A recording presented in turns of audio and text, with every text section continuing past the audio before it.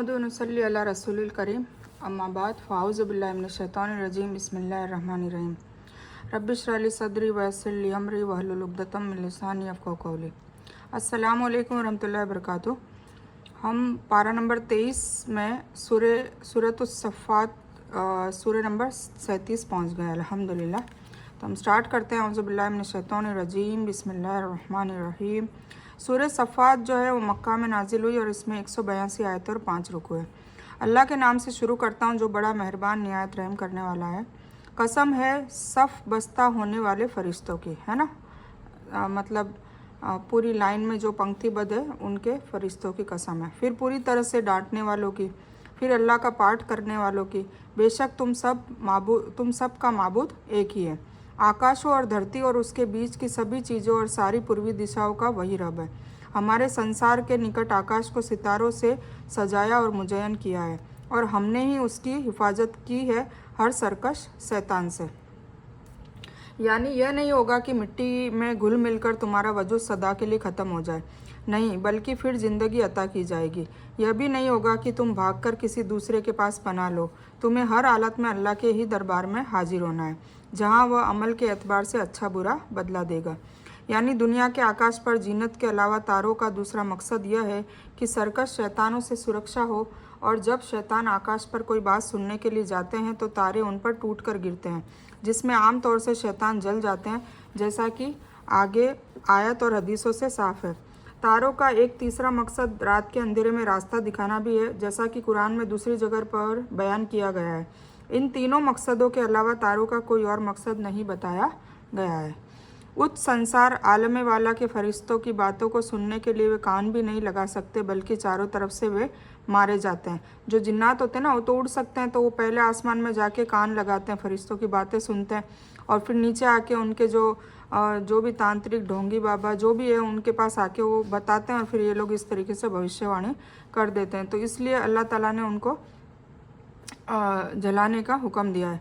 भगाने के लिए उनके लिए स्थायी अजाब है, लेकिन जो एक आध बात उचक ले भागे तो तुरंत ही उसके पीछे दहकता हुआ शोला लग जाता है। इन काफिरों से पूछो तो कि उनका पैदा करना ज़्यादा कठिन है या जिन्हें हमने पैदा किया है। हमने तो इंसानों को लस्सेदार मिट्टी से पैदा किया है। बल्कि तू ताज्जुब कर रहा है और ये मजाक कर रहे हैं, और जब उन्हें नसीहत की जाती है तो ये नहीं मानते, और जब किसी मोजज़े को देखते हैं तो मजाक उड़ाते हैं और कहते हैं कि यह तो पूरी तरह से खुला जादू ही है। क्या जब हम मर जाएंगे और मिट्टी और हड्डी हो जाएंगे तो फिर क्या हकीकत में हम जिंदा किए जाएंगे? मतलब ये ताज्जुब हो रहा है। या हमसे पहले के हमारे बाप दादा भी, मतलब उनको भी जिंदा किया जाएगा? आप जवाब दीजिए कि हाँ, और तुम जलील भी होगे, मतलब जिंदा भी करेंगे और तुम्हें जलील भी करेंगे। वह तो केवल एक जोरदार डांट होगी कि अचानक ये देखने लगेंगे और कहेंगे कि हाय रे हमारा विनाश। यही बदले का दिन है, मतलब फैसले का दिन है। यही फैसले का दिन है जिसे तुम जुटलाते रहे। जालिमों को और उनके साथियों को और जिन जिन की वे अल्लाह के सिवा इबादत करते थे, उन सब को जमा करके उन्हें जहन्नम का रास्ता दिखा दो और उन्हें ठहरा लो, इसीलिए कि उनसे ज़रूरी सवाल किया जाने वाले हैं। क्या वजह है कि इस समय तुम एक दूसरे की मदद नहीं करते? फिर अल्लाह ताला पूछेगा कि तुम्हारे माबूद और तुम लोग एक दूसरे की मदद क्यों नहीं कर रहे हो? अभी भी करो। बल्कि वे सबके सब आज्ञाकारी बन गए, मतलब फरमाबरदार हो गए, और वे एक दूसरे को मुखातिब करके सवाल जवाब करने लगेंगे। कहेंगे कि तुम तो हमारे पास हमारी दाईं तरफ से आते थे। वह जवाब देंगे कि नहीं, बल्कि तुम ही ईमान वाले न थे, मतलब एक दूसरे पे बहतान डालेंगे, और कुछ हमारा जोर तुम पर था ही नहीं, बल्कि तुम लोग खुद ही सरकशी लोग थे। वैल जो लफ्ज़ है वो बर्बादी के मौके पर बोला जाता है, यानी अजाब को देखने के बाद उन्हें अपनी तबाही खुले तौर से दिख रही होगी, और इससे मुराद शर्म का प्रदर्शन और अपने गुनाहों का इकरार है। लेकिन इस समय नदामत और कबूल का कोई फ़ायदा न होगा। इसलिए इसके जवाब में फरिश्ते और ईमान वाले कहेंगे कि यह वही फैसले का दिन है जिसे तुम मानते ही नहीं थे। यह भी मुमकिन है कि आपस में एक दूसरे से कहेंगे, यह हुक्म नरक में ले जाने से पहले होगा, क्योंकि वह हिसाब के बाद ही नरक में जाएंगे। वह जवाब देंगे कि नहीं, बल्कि तुम ही ईमान वाले न थे और कुछ हमारा जोर तुम पर नहीं था। अब तो हम सब पर हमारे रब की यह बात साबित हो चुकी है कि हम अजाब का मज़ा चखने वाले हैं। एक दूसरे पे बहतान लगाएंगे, तो हमने तुम्हें गुमराह किया, हम तो खुद भी गुमराही में थे। हमने तुम्हें भी गुमराह किया और हम तो खुद भी गुमराही में थे, हमको खुद ही नहीं पता। तो अब आज के दिन सबके सब अजाब में हिस्सेदार हैं। हम पापियों के साथ इसी तरह किया करते हैं। ये वे लोग हैं जब उनसे कहा जाता है कि अल्लाह के सिवा कोई माबूद नहीं तो ये घमंड करते हैं और कहते थे कि क्या हम अपने देवताओं को एक दीवाने शायर की बात पर छोड़ दें। नहीं नहीं, बल्कि नबी तो हक दिन लाए हैं और सभी रसूलों को सच्चा जानते हैं। बेशक तुम अजाबों के मज़े चखने वाले हो।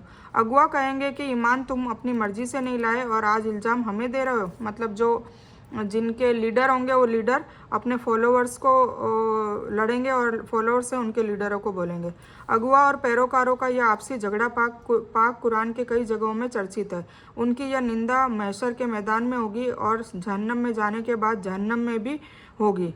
ये जिक्र है अल मोमिन में, सूरह सबा में, अल आराफ में, आदि आयतें हैं ये। और तुम्हें उसी का बदला दिया जाएगा जो तुम करते थे। लेकिन अल्लाह ताला के मुखलिस बंदे, उन्हीं के लिए मुकर्रर रोजी है। हर तरह के मेवे और बाइज्जत और मोहतरम होंगे। सुखों वाली जन्नतों में रहेंगे। आसनों पर एक दूसरे के सामने बैठे होंगे। जारी शराब के प्यालों का उन पर दौर चल रहा होगा जो साफ़ सफ़ेद और पीने में मज़ेदार होंगी। और न उससे सिर दर्द होगा न उसके पीने से वे बहकेंगे। और उनके करीब नीची और बड़ी बड़ी आँखों वाली हूरें होंगी, ऐसी जैसे छिपाए हुए अंडे, सफ़ेद जग। यह नरकवासियों से उस समय कहा जाएगा जब वह खड़े आपस में सवाल कर रहे होंगे और साथ ही वाजे कर दिया जाएगा कि यही जुल्म नहीं है, हमेशा इंसाफ है, क्योंकि सब तुम्हारे अपने करतूतों का बदला है। कास शराब भरे प्याले को और कदह खाली प्याले को कहते हैं, ठीक है। और मईन का मतलब है बहते चश्मे। मतलब यह है कि बहते चश्मे की तरह जन्नत में शराब हर समय मिलती रहेगी। यानी शुतुरमुर्ग के पंखों के नीचे छुपाए हुए हों, जिसकी वजह से वह हवा व गर्द गुबार से महफूज हो। कहते हैं कि शुतुरमुर्ग के अंडे बड़े खूबसूरत रंग के होते हैं, जो पीले सफ़ेद होते हैं और ऐसी रंग खूबसूरती की दुनिया में सबसे अच्छा माना जाता है। इस बिना पर यह मिसाल केवल सफ़ेदी में नहीं बल्कि सुंदर रंग और रूप और मंजर में बताई गई है। जन्नत वाले एक दूसरे की तरफ मुंह करके पूछेंगे। उनमें से एक कहने वाला कहेगा, मेरा साथी, मेरा एक निकट साथी था जो मुझसे कहा करता था कि क्या तू क़यामत के आने का यकीन करने वालों में से है? क्या जबकि हम मरकर मिट्टी और हड्डी हो जाएंगे, क्या उस समय हम बदला दिए जाने वाले हैं? कहेगा, तुम चाहते हो कि झाँक कर देख लो। झाँकते ही उसे बीचों बीच नरक में जलता हुआ वो देखेगा। कहेगा, अल्लाह की कसम, करीब था कि तू मुझे भी बर्बाद कर देता। मतलब मैं तेरी बातों में आ जाता तो मैं भी बर्बाद हो जाता, और अगर मेरे रब की नेमत न होती तो मैं भी जहन्नम में हाजिर किए जाने वालों में होता। क्या यह सही है कि हम मरने वाले ही हैं, सिवाय पहले एक मौत के, और ना हम अजाब दिए जाने वाले हैं? फिर तो वाजिब बात है कि यह बड़ी कामयाबी है। ऐसी कामयाबी के लिए अमल करने वालों को अमल करना चाहिए। मतलब जन्नत में जाने के लिए जो भी अमल बताए गए वो बेशक करना चाहिए। जन्नत वाले जन्नत में एक दूसरे के साथ बैठे हुए दुनिया के वाक़यात याद करेंगे और आपस में सुनाएंगे एक दूसरे को। फिर क्या यह मेहमानी अच्छी है या जक्कुम का पेड़, जैसे हमने जालिमों के लिए कठिन परीक्षा बना रखी है? बेशक वह पेड़ की जड़ से निकलता है, जिसके गुच्छे शैतानों के सिरों जैसे होते हैं। नरकवासी इसी पेड़ को खाएंगे और इसी से पेट भरेंगे, नाउजुबिल्लाह। फिर उस पर खोलता पानी पीना पड़ेगा। फिर उन सबका लौटना नरक की आग के ढेर की तरफ होगा। यकीन करो कि उन्होंने अपने बुजुर्गों को बहका हुआ पाया, और यह उन्हीं के पदचिन्हों निशाने कदम पर दौड़ते चलते रहे। और उनसे भी पहले भी बहुत से अगले लोग बहक चुके हैं, और जिनमें हमने सावधान करने वाले रसूल भेजे थे। जक्कुम यह तरकम से बना है, इसका मतलब बदबूदार और मकरू चीज़ निगलने का है। इस पेड़ का फल खाना भी नरकवासियों के लिए बड़ा नापसंद होगा, क्योंकि यह बहुत बदबूदार, कड़वा और बड़ा घृणित होगा। कुछ कहते हैं कि ये दुनियावी पेड़ों में से है, कुछ कहते हैं कि ये दुनियावी पेड़ नहीं और दुनिया वालों के लिए नामालूम है। लेकिन पहला कौल ज़्यादा सही है, और यह वही पेड़ है जिसे उर्दू ज़ुबान में सेंध या थोर का पेड़ कहते हैं। उसे बुराई और अशुभ में शैतान के सरों से तस्बीह दी है। जैसे अच्छी चीज़ के बारे में कहते हैं कि मानो वह फरिश्ता है, और इसी तरह बुरी चीज़ को कहते हैं मानो वह शैतान है, ठीक है। अब तू देख ले कि जिन्हें धमकाया गया था उनका नतीजा कैसा हुआ, सिवाय अल्लाह के मुखलिस बंदों के। हमें नूह ने पुकारा तो देख लो हम कैसे अच्छे दुआ कबूल करने वाले हैं, और हमने उसे, उसके घर वालों को उस सख्त मुसीबत से बचा लिया, और उसकी औलाद को हमने बाकी रहने वाली बना दिया, और हमने उसकी चर्चा पिछलों में बाकी रखा। नूह अलैहिस्सलाम पर सारे जहां में सलाम हो। हम नेकी करने वालों को इसी तरह बदला देते हैं। वह हमारे ईमानदार बंदों में से था, फिर हमने दूसरे लोगों को डुबो दिया। 950 साल दीन की तबलीग के बावजूद भी जब समुदाय के ज़्यादातर लोगों ने उन्हें झुठलाया ही और उन्होंने अंदाज़ा कर लिया कि ईमान लाने की अब कोई आशा नहीं बची, तो अपने रब को उन्होंने पुकार लिया, अल्लाह मैं मगलूब हूँ, मेरी मदद कर। तो हमने नूह की दुआ कबूल की और उनकी जाति को तूफ़ान भेजकर नाश कर दिया। अहल से मुराद नूह पर ईमान लाने वाले हैं, जिनमें उनके परिवार के मोमिन अफराद भी थे। कुछ मुफस्सिरों के करीब उनकी तादाद 80 थी, जिनमें उनकी पत्नी और एक पुत्र शामिल नहीं थे, वह भी तूफ़ान में डूब गए। और कर्ब अजीम सख्त मुसीबत से मुराद वही भारी बाढ़ है जिससे यह जाति डूब गई। ज़्यादातर मुफस्सिरों के कौल के एतबार से हज़रत नूह के 3 पुत्र थे, हाम, साम और याफिस। इन्हीं से बाद का इंसानी वंश चला। इसी वजह से नूह को दूसरा आदम भी कहा जाता है, यानी आदम की तरह उनके बाद यह मानव जाति के दूसरे परम पिता है। हाम के वंश से सूडान पूरब से पश्चिम तक यानी सिंध, भारत, नौब, जंज, हबशा, किप्त और बर्बर वगैरह है। और यासिक के वंश से सकालिबा, तुर्क, खजर, याजूज और माजूज वगैरह हैं। शाम के वंश से अरब, फारस, रूम, यहूद और ईसाई है। वल्लाहु आलम। ठीक है, वल्लाहु आलम मतलब अच्छे से तो अल्लाह को ही पता है। ठीक है, वह हमारे ईमानदार बंदों में से था कौन? नूह अलैहिस्सलाम। फिर हमने दूसरे लोगों को डुबो दिया और उस नूह के पीछे आने वालों में से ही इब्राहिम भी थे। फिर उनके बाद कौन आए? इब्राहिम अलैहिस्सलाम। जबकि अपने रब के पास साफ दिल लाए, उन्होंने अपने पिता और अपनी कौम में से कहा कि तुम क्या पूछ रहे हो? क्या तुम अल्लाह के सिवाय गढ़े हुए माबूद चाहते हो? तो यह बताओ कि तुमने सारी दुनिया के रब को क्या समझ रखा है? अब इब्राहिम ने एक नज़र तारों की तरफ उठाई और कहा कि मैं तो रोगी हूँ। पर इस पर सबसे उससे मुंह मोड़े हुए वापस चले गए। आप चुपके उनके माबूदों के करीब गए और कहने लगे, तुम खाते क्यों नहीं? तुम्हें क्या हो गया है कि बात तक नहीं करते हो? शिया का मतलब गिरोह और पैरोकार है, यानी इब्राहिम भी नेकों और तौहीद वालों के इसी गिरोह से हैं, जिनको हज़रत नूह की ही तरह अल्लाह ने अपनी तरफ मुतवज्जह होने का खास नसीब अता किया। आकाश की तरफ गौर फिक्र के लिए देखा, जैसा कि कुछ लोग ऐसा करते हैं, या अपनी जाति के लोगों को भ्रम में डालने के लिए ऐसा किया, जो ग्रहों की चाल को दुनिया की घटनाओं में असरअंदाज मानते थे। यह वाक़या उस समय का है जब उनकी जाति का वह दिन आया जिसे वह बाहर जाकर ईद और मेले के रूप में मनाया करती थी।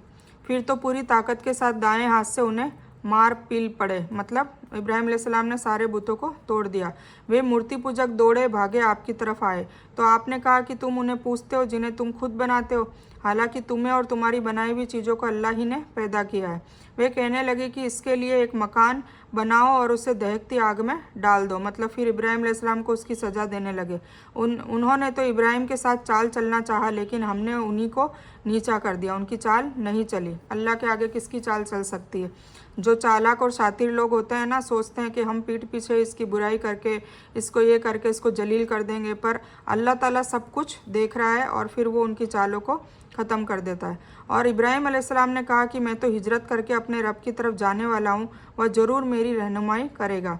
ऐ मेरे रब, मुझे नेक पुत्र अता कर। फिर उन्होंने दुआ करी, तो हमने उसको एक सहनशील बुर्दबार पुत्र की खुशखबरी दी, यानी वह मूर्तियाँ और चित्र भी जिन्हें तुम अपने हाथों से बनाते हो और उन्हें माबूद समझते हो, या तुम्हारा आम अमल जो भी तुम करते हो, उनका पैदा करने वाला भी अल्लाह है, जैसा कि अहले सुन्नत की अकीदा है।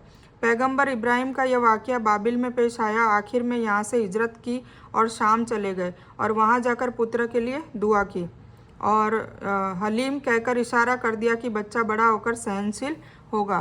फिर जब बालक इस उम्र को पहुंचा कि उसके साथ चले फिरे, तो उस इब्राहिम ने कहा, मेरे प्यारे बेटे, मैं ख्वाब में अपने आप को तेरी कुर्बानी करते हुए देख रहा हूँ। अब तू बता कि तेरा क्या ख्याल है? बेटे ने जवाब दिया कि पिताजी, जो हुक्म दिया जा रहा है उसकी पैरवी कीजिए। अल्लाह ने चाहा तो आप मुझे सब्र करने वालों में पाएंगे। ये थे इस्माइल अलैहिस्सलाम, और काफ़ी साबरीन और बुजुर्गी वाले दिमाग के थे। यानी जब दोनों ने कबूल कर लिया और उसके पिता और उस पुत्र को माथे के बल गिरा दिया, तो हमने आवाज़ दी कि ए इब्राहिम, बेशक तूने ख्वाब को सच्चा कर दिखाया। बेशक हम भलाई करने वालों को इसी तरह बदला देते हैं। हकीकत में यह खुली आजमाइश थी और हमने एक बड़ा जबिया उसके फ़िदिये के रूप में दे दिया और हमने उनकी शुभ चर्चा पिछलों में बाकी रखी। मतलब इब्राहिम अलैहिस्सलाम के जगह जगह पर इम्तिहान लिए गए, हर इम्तिहान में इब्राहिम अलैहिस्सलाम पास हुए। इसीलिए उनको इतनी बड़ी नेमत दी कि दुनिया में भी उनकी नस्लों में से रसूल और नबियों को बनाया और आखिरत में भी उनका बहुत बड़ा मर्तबा होगा। यानी दौड़ धूप के लायक हो गया और जवानी के करीब हो गया। तो कुछ कहते हैं कि उस समय वो लड़का 13 साल का था, मतलब इस्माइल अलैहिस्सलाम। पैगंबर का जो ख्वाब होता है अल्लाह की वही और हुक्म से होता है, जिसके एतबार से अमल करना ज़रूरी होता है। बेटे से विचार विमर्श, राय मशवरा कर लिया। मकसद यह जानना था कि बेटा भी अल्लाह का हुक्म पूरा करने के लिए कितना तैयार है। यानी लाडले बेटे को कुर्बानी देने का हुक्म यह एक बहुत बड़ा इम्तिहान था जिसमें तू कामयाब रहा। यह बड़ी कुर्बानी एक मेंढा था जो अल्लाह ने जन्नत से हज़रत जिब्रील अलैहिस्सलाम के द्वारा भेजा, जो इस्माइल अलैहिस्सलाम की जगह पर ज़िबा किया गया। और फिर इस इब्राहिमी सुन्नत को क़यामत तक अल्लाह की कुर्बत का एक साधन और ईद अज़हा का सबसे बड़ा और सबसे अच्छा अमल जो है वो बना दिया है ना। ये कुर्बानी जो है इब्राहिम अलैहिस्सलाम की सुन्नत है। इब्राहिम पर सलाम हो, फिर सलामुन अला इब्राहिम का। हम नेक काम करने वालों को इसी तरह बदला देते हैं, निश्चय ही यकीनन ही वह हमारे ईमानदार बंदों में से था। ठीक है, पहले नूह अलैहिस्सलाम का तस्करा हुआ, फिर इब्राहिम अलैहिस्सलाम का, फिर इस्माइल अलैहिस्सलाम का, अब आता है इसाक अलैहिस्सलाम का। और हमने उसे इसाक नबी की खुशखबरी दी जो नेक लोगों में से होगा। और हमने इब्राहिम और इसाक पर बरकतें नाजिल की, और इन दोनों की औलाद में कुछ तो खुशकिस्मत हैं और कुछ अपनी जानों पर खुला जुल्म करते हैं। और यकीनन हमने मूसा और हारून पर बड़ा एहसान किया और उन्हें और उनकी कौम को बहुत बड़े दुख दर्द से मुक्ति दे दी और उनकी मदद की तो वह गालिब रहे।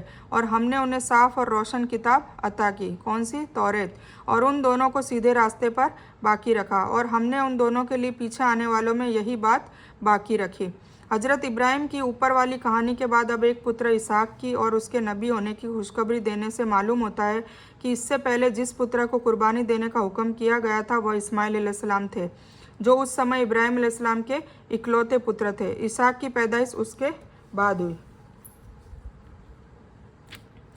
कि मूसा और हारून पर सलाम हो। अब क्या है? सलामुन अला मूसा व हारून। बेशक हम नेक काम करने वालों को इसी तरह बदला दिया करते हैं। बेशक ये दोनों हमारे मोमिन बंदों में से थे, और बेशक इलियास भी पैगंबरों में से थे। जबकि उन्होंने अपनी कौम से कहा कि तुम अल्लाह से डरते नहीं हो? क्या तुम बाल नाम की मूर्ति को पुकारते हो और इस सबसे अच्छे खालिक को छोड़ देते हो, अल्लाह जो तुम्हारा और तुम्हारे पहले के सभी बाप दादा का रब है। लेकिन समुदाय ने उन्हें झुटलाया तो वे ज़रूर अजाबों में हाजिर रहेंगे, सिवाय अल्लाह ताला के मुखलिस बंदों के। और हमने इलियास की शुभ चर्चा पिछले लोगों में बाकी रखा कि इलियास पर सलाम हो, सलामुन अला इलियासिन। यह हज़रत हारून की औलाद में से इसराइली नबी थे। यह जिस इलाके में भेजे गए उसका नाम बलबक था। कुछ कहते हैं कि उस जगह का नाम सामरत है जो फ़िलिस्तीन का पश्चिम का दरमियानी इलाका है। यहाँ के लोग बल नामी मूर्ति के पुजारी थे। कुछ कहते हैं कि यह देवी का नाम था। इलियासिन इलियास ही का एक उच्चारण है, जैसे तूरे सीना को तूरे सीनीन भी कहते हैं। हज़रत इलियास को दूसरे दीनी किताबों में इलिया भी कहा जाता है। हम नेक काम करने वालों को इसी तरह बदला देते हैं, बेशक वह हमारे ईमानदार बंदों में से थे। बेशक लूत अलैहिस्सलाम भी पैगंबरों में से थे। हमने उनको और उनके घरवालों को सबको मुक्ति प्रदान की, नजात दी, सिवाय उस बुढ़िया के जो पीछे रह जाने वालों में से रह गई। फिर हमने दूसरों को तहस नहस कर दिया, और तुम तो सुबह होने पर उनकी बस्तियों से गुजरते हो और रात को भी, तो फिर क्या तुम नहीं समझते? कुफ़ारे मक्का इस बस्ती से आते जाते थे व्यापार करने के लिए, तो फिर अल्लाह ताला बता रहा है कि तुम तो इस बस्तियों से गुजरते रहते हो, फिर भी तुम नसीहत हासिल नहीं करते हो। आखिरी आसमानी किताब कुरान ने नबियों और रसूलों की चर्चा करके उनके लिए ज़्यादातर जगह पर यह लफ्ज़ इस्तेमाल किए हैं कि वह हमारे मोमिन बंदों में से थे, जिसके दो मतलब है, एक तो उनका किरदार और दूसरा उनकी अमल की फजीलत का इज़हार, जो ईमान का ज़रूरी हिस्सा है, ताकि उन लोगों का खंडन हो जाए जो बहुत से पैगंबरों के बारे में अखलाकी कमजोरियों को साबित करते हैं। जैसे तौरात और इंजिल के मौजूद नुस्खों में कई पैगंबरों के बारे में ऐसी मनगढ़ंत कहानियां दर्ज है। दूसरा मकसद उन लोगों का खंडन है जो कुछ अंबिया के बारे में अति करके उनमें खुदाई गुण और इख्तियार साबित करते हैं, यानी वह पैगंबर जरूर थे लेकिन थे फिर भी अल्लाह के बंदे, न कि खुद अल्लाह या उसका हिस्सा या साजी। इससे मुराद हज़रत लूत की पत्नी है जो काफिर थी। यह ईमान वालों के संग उस नगरी से बाहर नहीं गई थी क्योंकि उसे अपनी जाति के साथ हलाक होना था, इसलिए वह भी नाश हो गई। एक तो नूह अलैहिस्सलाम की बीवी और एक लूत अलैहिस्सलाम की बीवी, ये दोनों को ऊपर अजाब आया।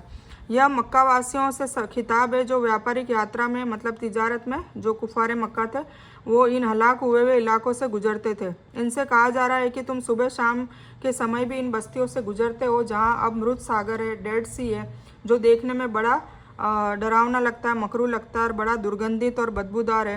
क्या तुम उन्हें देखकर यह बात नहीं समझते कि रसूलों को जुटलाने की वजह से उनका यह बुरा अंजाम हुआ, तो तुम्हारे काम का नतीजा इससे अलग क्यों होगा? जब तुम भी वही काम कर रहे हो जो उन्होंने किया था, तो फिर तुम अल्लाह के अजाब से क्यों कर महफूज रहोगे? तो हमने उनको और उनके घर वालों को फिर तुम सुबह होने पर ये बताया जाए। फिर यकीनन यूनुस नबियों में से था। फिर यूनुस अलैहिस्सलाम की बात आ रही है। जब वह भागकर पहुँचे भरी नौका पर, फिर नाम निकाला गया तो यह मगलूब हो गए, तो फिर उन्हें मछली ने निगल लिया और वह खुद अपने आप को धिक्कारने लग गए। तो अगर वह तस्बीह करने वालों में से न होते तो लोगों के उठाए जाने के दिन तक वह मछली के पेट में ही रहते। तो हमने उसे समतल मैदान में डाल दिया तथा वह उस समय रोगी था, और उसके ऊपर छाया करने वाला एक लता वाला पेड़ हमने उगा दिया, और हमने उन्हें 1 लाख बल्कि उससे भी ज़्यादा आदमियों की तरफ भेजा। तो वे ईमान लाए और हमने एक मुद्दत तक उन्हें सुख सुविधा अता की। उनसे पूछिए कि क्या आपके रब की तो पुत्रियां हैं और उनके पुत्र हैं, या ये समय मौजूद थे जब हमने फरिश्तों को नारियां पैदा की, है ना। ये भी कहते थे कि भाई फरिश्ते उनकी अल्लाह ताला की नौजुबिल्ला बेटियां हैं। तो अल्लाह ताला कह रहा है कि क्या मैंने फरिश्तों को पैदा किया तब तुम मौजूद थे जो तुम्हें पता है कि ये बेटियां हैं। खबरदार रहो कि ये लोग अपनी मनगढ़ंत बातें कर रहे हैं कि अल्लाह की औलाद है, बेशक ये केवल झूठे हैं। क्या अल्लाह ताला ने अपने लिए पुत्रियों को पुत्र पर तरजीह दी?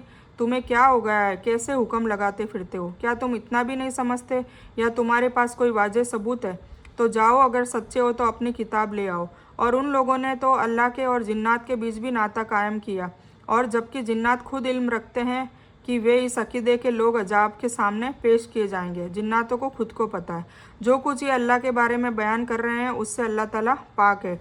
सिवाय अल्लाह ताला के पाक बंदों के यकीन करो कि तुम सब और तुम्हारे देवता किसी एक को भी बहका नहीं सकते सिवाय उनके जो नरक में जाने वाले ही हैं, है ना। अल्लाह ताला कह रहा है खबीसों शैतानों को कि तुम मेरे नेक बंदे को बहका नहीं सकते। फरिश्तों का कौल है कि हम में से हर एक का मुकाम मुकर्रर है, तो हम अल्लाह की इताअत में सफ़ बस्ता खड़े हुए हैं और उसकी तस्बीह कर रहे हैं। और काफिर तो कहा करते थे कि अगर हमारे पास अगले लोगों का जिक्र होता तो हम भी अल्लाह के चुने हुए बंदे हो जाते, लेकिन फिर इस कुरान के कुफ्र कर गए तो जल्द ही जान लेंगे, है ना।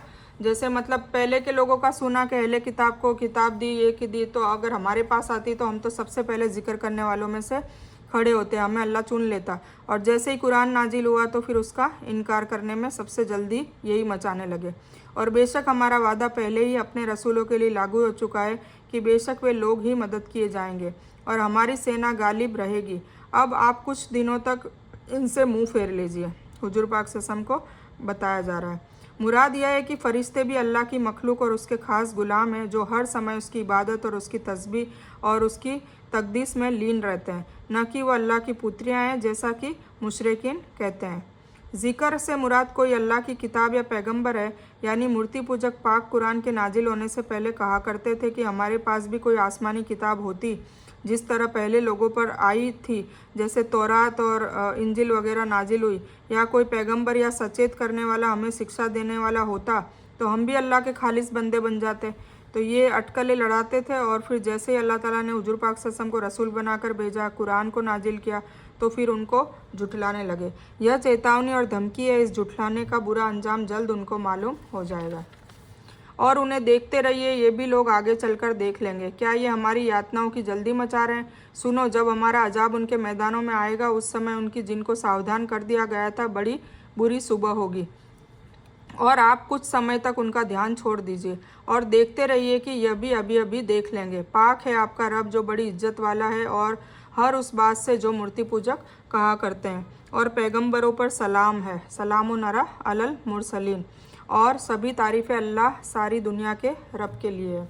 जब मुसलमान खैबर फतह करने गए तो यहूदी उन्हें देखकर घबरा गए, जिस पर नबी सल्लल्लाहु अलैहि वसल्लम ने भी अल्लाहु अकबर कहकर फरमाया।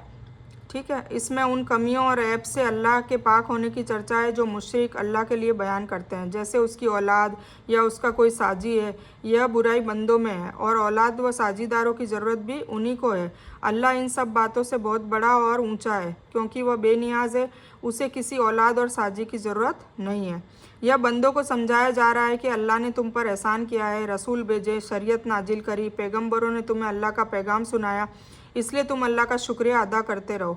कुछ कहते हैं कि काफिरों का सत्यानाश करके ईमान वालों और रसूलों को बचाया, उस पर अल्लाह के आभारी बनो। हम्द का मतलब है बड़ाई के इरादे से तारीफ, गुणगान, तौसीफ और महानता का बयान करते रहना। ठीक है, तो सूरह सफ़ात यहीं मुकम्मल होती है। इस बयान में कुछ भी दीन की अच्छी और हक बात आई है वो सिर्फ़ और सिर्फ अल्लाह की तरफ से है और बुरी या गलत बात जो गलती से या जज्बात में आकर मेरे मुंह से कुछ भी गलत वर्ड या कोई बात निकल गई हो तो वो मेरी तरफ से। और इस गलती के लिए मैं अल्लाह अज़्ज़ व जल से और आप सभी लोगों से माफ़ी की तलबगार हूँ। मैं कोई आलिमा नहीं हूँ, सिर्फ तालिब इल्म हूँ। अल्लाह मेरी कोशिश से आप सभी को सही नफ़े बख्श इल्म पहुँचाए और मैं आप लोगों की हिदायत में और हिकमत में सदका जारिया बनूँ, बस मेरी यही तमन्ना है। आमीन सुम्मा आमीन या रब्बल आलमीन। रब्बना आतीना मिन लदुनका रहमतम वही लना मिन अमरिना रशदा। अल्लाहुम्मा सल्ली अला मोहम्मद व अला आलि मोहम्मद कमा सल्लैता अला इब्राहीम व अला आलि इब्राहीम इन्नका हमीदुम मजीद। अल्लाहुम्मा बारिक अला मोहम्मद व अला आलि मोहम्मद कमा बारकता अला इब्राहीम व अला आलि इब्राहीम इन्नका हमीदुम मजीद।